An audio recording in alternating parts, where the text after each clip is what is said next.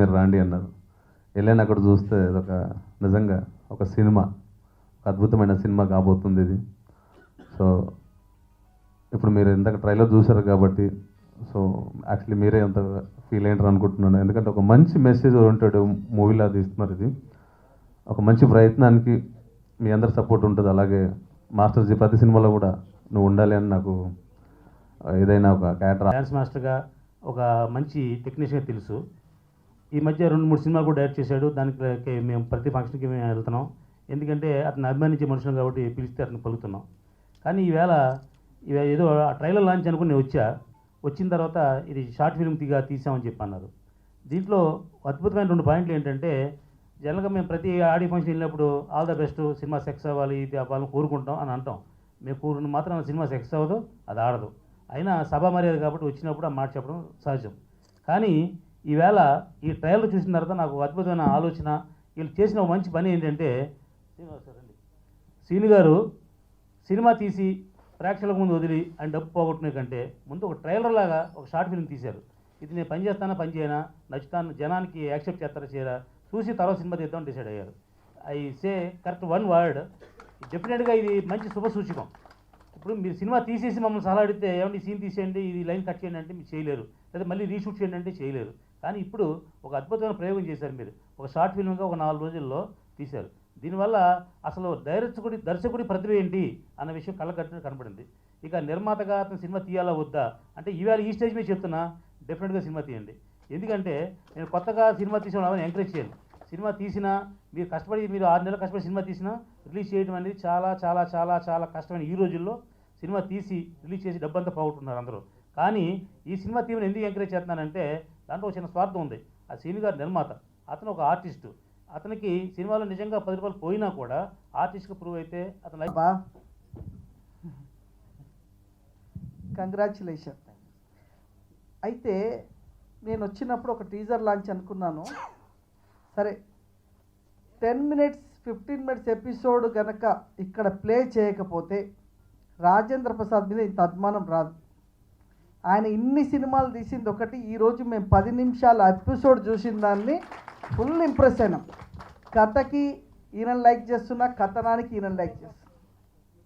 ఇద్దరు కూడా కలిసి ఇంత అద్భుతంగా మంచి కాన్సెప్ట్ తీసుకున్నారంటే, ఈ రోజుల్లో ప్రేమించిన వ్యక్తి మీద, అమ్మాయి మీద ప్రేమించకపోతే ప్రేమోన్మాదిలాగా యాసిడ్ దాడులు చేస్తూ అటువంటి సన్నివేశాలున్న ఈ దేశంలో ఒక మంచి పాయింట్, ఒక అమ్మాయి గురించి త్యాగం చేసి ఆ అమ్మాయి ప్రాబ్లంలో ఉంటే తన గుండెనిచ్చిన, బతికున్నప్పుడే గుండెనిచ్చిన ఒక ప్రేమికుడి గొప్ప కథనండి.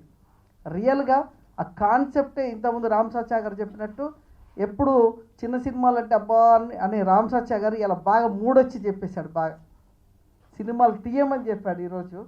సో నిజంగా కూడా నేను చెప్తున్నాను. And Marudrishyam will be much better obviously, and it will be bigger hit. And thanks RP sir for giving me opportunity in Marudrishyam. లో ఉన్న ప్రతి వాళ్ళు ఇక్కడికి వచ్చారు. మీకు పేరు పేరున నేను ధన్యవాదాలు తెలుపుకుంటున్నాను. First of all thank you very much. మీరంతా నా వెనకాల ఉంటారని నేను ఆశిస్తున్నాను. అండ్ ముఖ్యంగా నేను అంటే రామ్ సత్యనారాయణ గారు అందరూ మీరు ఎలాగైతే ఈ సినిమాని ఫీల్ అయ్యారో, నా కాన్సెప్ట్లన్నీ యాక్చువల్లీ నేను నాదే స్టోరీ ఉండాలి, నా పాటలు ఉండాలి, నా ఇది ఉండాలి. నా దగ్గరకు కొంతమంది ప్రొడ్యూసర్స్ వచ్చినప్పుడు మనం ఇంతలో చేయాలండి అని బడ్జెట్ ఇచ్చేస్తారు నాకు. అప్పుడు ఏం చేస్తానంటే రైటర్ని పెట్టుకుందామని రైటర్స్తో ముందు అందరూ ప్రతి టెక్నీషియన్తో ట్రావెల్ అవుతాను. ఫస్ట్ చూసి రిక్వెస్ట్ చేసుకుంటాను, బడ్జెట్ వేసుకుంటాను. తర్వాత చూస్తే అది దాటిపోయినప్పుడు ఇంకా పెన్ను పేపర్ పట్టుకొని నేనే రాయడం, పాటలు ఆ డైలాగ్స్ రాసేసి ఇంకా మా ఆవిడతో కూర్చొని, మా ఆవిడనే ప్రేక్షకురాలు నాకు, అన్ని జడ్జిమెంటు. నా కొడుకులు ఇద్దరు, చిన్నోడైతే భయంకరంగా తిట్టేస్తాడు ఏదైనా బాగాలేకపోతే. ఓ మాట అంటాడు, మా ఇంట్లో ఎప్పుడు ఒక సామెతలాగా వస్తుంటుంది, చేసావులే అని అంటాడు చిన్నోడు. ఆ పెద్దోడైతే ఇంకా విమర్శిస్తాడు. ఇంకా మావిడైతే అంతకు మించి విమర్శిస్తుంది అనమాట. వాళ్ళ జడ్జిమెంట్ ఎప్పుడు వస్తుందో నేను అప్పుడు ప్రొడ్యూసర్స్తో డిస్కషన్ చేస్తాను. యాక్చువల్లీ నా విజయానికి కారణం వాళ్ళ ముగ్గురే, నా 2 పిల్లలు అండ్ మా వైఫ్. అండ్ ఇంకోటి, ఈ సినిమా గురించి నేను ఇప్పుడు మీరు ఎలాగైతే ఫీల్ అయ్యారో టక్కున అయిపోయిందని, మా నిర్మాత గారు కూడా అన్నారు, ఆర్పి గారు త్వరగా అయిపోయిందండి అన్నారు 5.1లో చూసి. ఏంటి సార్ అన్నాడు. మీకు అలా అనిపించిందా అన్నాను. అవును సార్ టక్కున అయిపోయింది ఏంటి అన్నాడు. అలా అనిపిస్తేనే మనం విజయం సాధించినట్టు సార్ అని చెప్పాను నేను సార్కి. నిజంగా చెప్తున్నాను, ఇదంతా నడిపించింది దిస్ డెడికేటెడ్ బై టోటల్ ఈ ఫిలింకి. దీనికి మాత్రం నేను చేసిందంతా నేను కాదు, యాక్చువల్లీ సీను గారే చేశారు. ఇది నన్ను ప్రతి క్షణం నడిపించాడనమాట ఆయన. స్టోరీ చెప్పినప్పటి నుంచి నేను ఫస్ట్ స్టోరీ వినండి మీరు, ఒక షార్ట్ ఫిలిం నా మీద తీసి ఇవ్వండి అన్నాడు. అంటే ఆయన మీద అని చెప్పలేదు, స్టోరీ వినండి అన్నాడు. విన్నాడు. లేదు సార్ దీన్ని మార్పులు ఇలా చేయాలి అన్నాడు. చేయాలి అని చెప్పాను. తప్పకుండా సార్ మీ ఇష్టం సార్, మీరు ఎలా చేస్తారో చేయండి అన్నాడు. నేను మార్చాను. పెన్ను పేపరు డైరెక్షన్ డిపార్ట్మెంట్తో కూర్చొని ఒక 2-3 కూర్చొని డిస్కషన్ చేసి సినిమా ప్యాషన్ తోటి హైదరాబాద్కి వచ్చాను. హైదరాబాద్కి వచ్చిన తర్వాత చాలామంది ఆర్టిస్టుల దగ్గర తిరిగాను. తర్వాత స్టూడియోలకు వెళ్ళాను.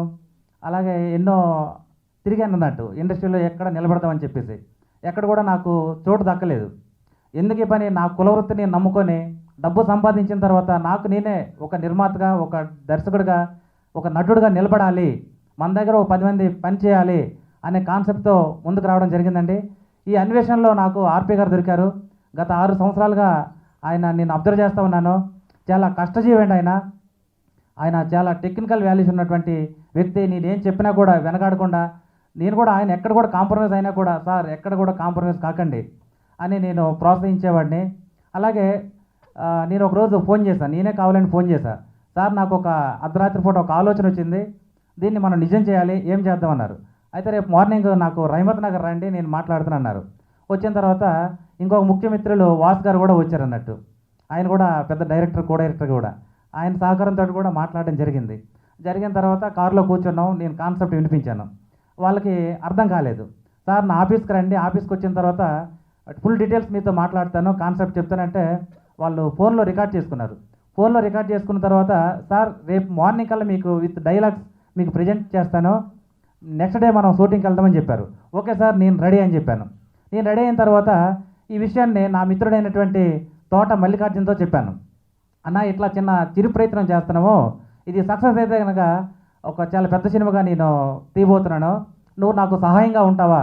ఓకే అన్న, నువ్వు చాలా మంచి వ్యక్తివి, నేను ఒక 1.5 ఇయర్గా మనం కలిసి ట్రావెల్ చేస్తున్నాము, నీతో నేను సహాయంగా ఉంటానన్నా అని చెప్పి నాతో కలియడం తోట మల్లికార్జున రావడం జరిగింది. అయితే ఇమీడియట్గా ఫస్ట్ రోజు నేను మేకప్ వేసుకోవడం జరిగింది. మేకప్ వేసిన తర్వాత ఆర్టిస్టులు అందరూ వచ్చారు, షూటింగ్ స్టార్ట్ అవుతుంది. స్టార్ట్ అయిన తర్వాత ఈ సబ్జెక్ట్లో నేను లీనం అయిపోయాను. ఈ సబ్జెక్ట్ రాసిందే నేనే. ఒక 1 అవర్లో ఈ సబ్జెక్ట్ రాశానండి నేను. ఎక్కువ గంటలు ఎక్కువ రోజులు కూడా పట్టలేదు. ఒక 1 అవర్లోనే నాకు థాట్ వచ్చింది. ఇటీవల కాలంలో మనం చూస్తున్నాము, ఈరోజు చూసిన ఒక సబ్జెక్టు చాలా బర్నింగ్ పాయింట్గా మన దేశంలోని, ముఖ్యంగా మన రాష్ట్రంలోని, పక్క రాష్ట్రాల్లోని ఇటీవల కాలంలో మనం ఎక్కువగా చూస్తున్నాము. తిరుపతిలో ఒక వర్కర్ చనిపోతే ఆ ఇంట్లో వాళ్ళు అతని అవయవాలన్నీ కూడా 5 చోట్లకి 5గురికి ఒక కొత్త జీవితాన్ని ప్రసాదించడం జరిగింది.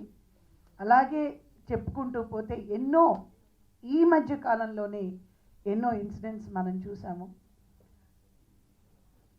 జనరల్గా ఏమవుతుందంటే ఏదో టీవీలు చూస్తాము, ఏదో సినిమాలు చూస్తాము, ఏదో కథలు వింటాము, ఏదో న్యూస్ పేపర్ చదువుతాము, అక్కడితో అయిపోతుంది.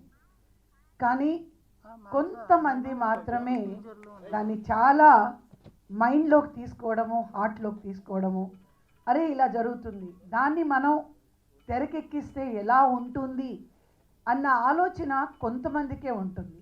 అలాంటి కొంతమందిలో శ్రీను గారు కానీ రాజేంద్ర ప్రసాద్ గారు కానీ ఒకరు అని నేను అనుకుంటున్నాను.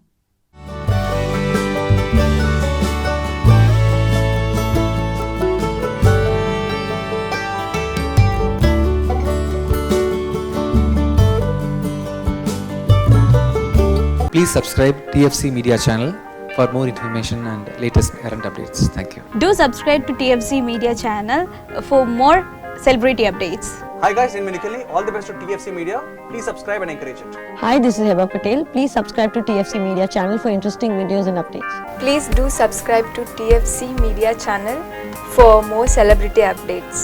For more celebrity updates, please subscribe to TFC Media. Hi, this is actress Nandita Shweta, TFC Media Private Limited. All the best.